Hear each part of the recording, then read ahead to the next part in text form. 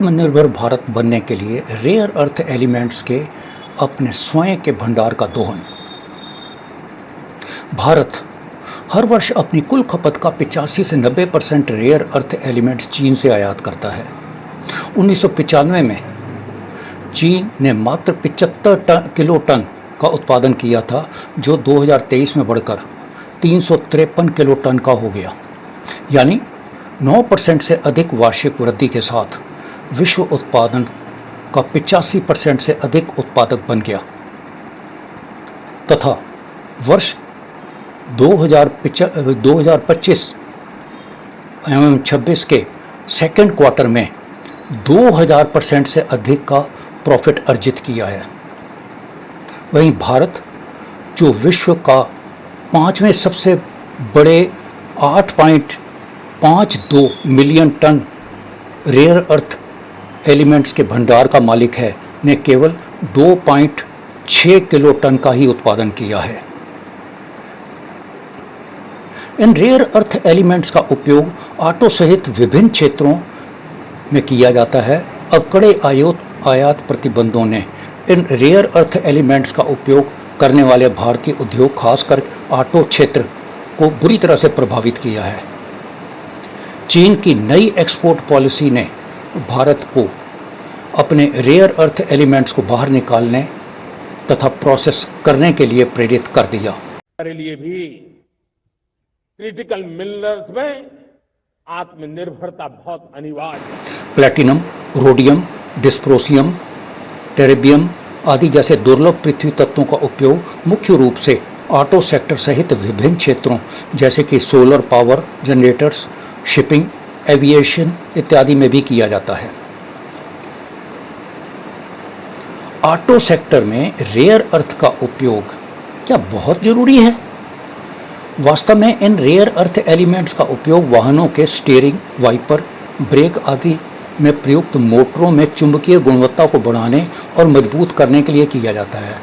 भारतीय ऑटो उद्योग तब तक समझौता कर सकता है जब तक कि हम 4-5 वर्षों में अपने स्वयं के संसाधन विकसित नहीं कर लेते, क्योंकि वाहनों को चलाने के लिए रेयर अर्थ एलिमेंट्स पेट्रोल और डीजल की तरह आवश्यक नहीं हैं। इसके अलावा रेयर अर्थ एलिमेंट्स का जैसे कि प्लैटिनम, रोडियम, गोल्ड इत्यादि का प्रयोग कैटालिटिक कन्वर्टर्स में होता ही है, जो कि 90% से अधिक प्रदूषण को कम करने में बहुत बड़ा रोल अदा करता है। ऑटो उद्योग मुख्यतः रेयर अर्थ एलिमेंट्स 3-वे, 4-वे selective catalytic reduction, NOx trapping प्रकार के कैटालिटिक कन्वर्टर्स में आवश्यक घटकों के रूप में सन 1970 से प्रयोग कर रहा है। इस प्रकार से ये रेयर अर्थ एलिमेंट्स वाहन का एक महत्वपूर्ण हिस्सा कैटालिटिक कन्वर्टर एवं उसमें प्रयोग होने वाली बैटरीज के लिए कहा जा सकता है। विश्व स्तर पर हर साल लगभग 90 टन प्लैटिनम, 300 टन पैलेडियम और 30 टन रोडियम का उपयोग कैटालिटिक कन्वर्टर्स के लिए ही किया जाता है, जिसमें से लगभग 30 से 50% रिसाइकलिंग के माध्यम से ही प्राप्त कर लिया जाता है। अब भारत 2030 तक मेड इन इंडिया का विशिष्ट तगमा प्राप्त करने की दिशा में आगे बढ़ रहा है। इसके लिए लगभग 20,000 टन दुर्लभ मुद्रा तत्वों का उत्पादन करने की आवश्यकता होगी। आत्मनिर्भर भारत के महत्वाकांक्षी लक्ष्य को पूरा करने के लिए निम्नलिखित 4-5 पॉइंट्स के ऊपर सरकार का ध्यान आवश्यक है। पहला, अलग बजट का प्रावधान का आवंटन।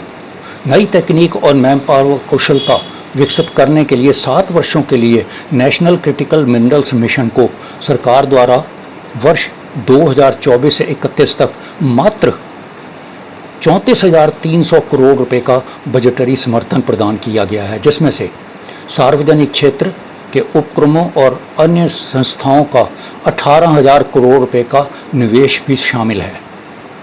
स्थिति की गंभीरता को देखते हुए अधिक शीघ्रता से उदार वित्तीय सहायता की आवश्यकता है। नंबर 2, आधुनिक रिसाइकलिंग टेक्नोलॉजी। इसके लिए तकनीकी और मानव संसाधन के विशेषज्ञता समय की मांग है। संबंधित क्षेत्र जैसे कि अनुष्ठान एवं कंपनीज इस क्षेत्र में अच्छी भूमिका निभा सकने में पूरी तरह से सक्षम हैं। इनके इफेक्टिव कोऑर्डिनेशन के लिए अलग से रेगुलेटरी अथॉरिटी की बहुत ज़्यादा आवश्यकता है। नंबर 3, अति आवश्यक ज़रूरतों के लिए रेयर अर्थ एलिमेंट्स के उपयोग द्वारा तैयार उत्पादों जैसे मैग्नेट मोटर्स इत्यादि थाईलैंड, इटली, ऑस्ट्रेलिया आदि से आयात को प्रोत्साहन किया जाना चाहिए। अंत में निष्कर्ष के रूप में मैं कहूँगा, भारत को रेयर अर्थ एलिमेंट्स को सहायक उपयोगों के लिए प्रोत्साहित नहीं करना चाहिए, क्योंकि हम वाहन प्रदूषण को कम करने के लिए ऑटो क्षेत्र में ई गवर्नेंस पर स्विच कर रहे हैं। दूसरी ओर हम इन तत्वों को बढ़ावा दे रहे हैं, जिससे रेडियोधर्मी तत्वों का पर्यावरण पर और राष्ट्रीय सुरक्षा पर अधिक भयावह प्रभाव पड़ सकता है। अंत में कहूँगा, भारत उस समय तक प्रतीक्षा कर सकता है जब तक हम रेयर अर्थ एलिमेंट्स की प्रोसेसिंग एवं अपने प्रोडक्शन के पूरे लक्ष्यों को प्राप्त नहीं कर लेते। धन्यवाद।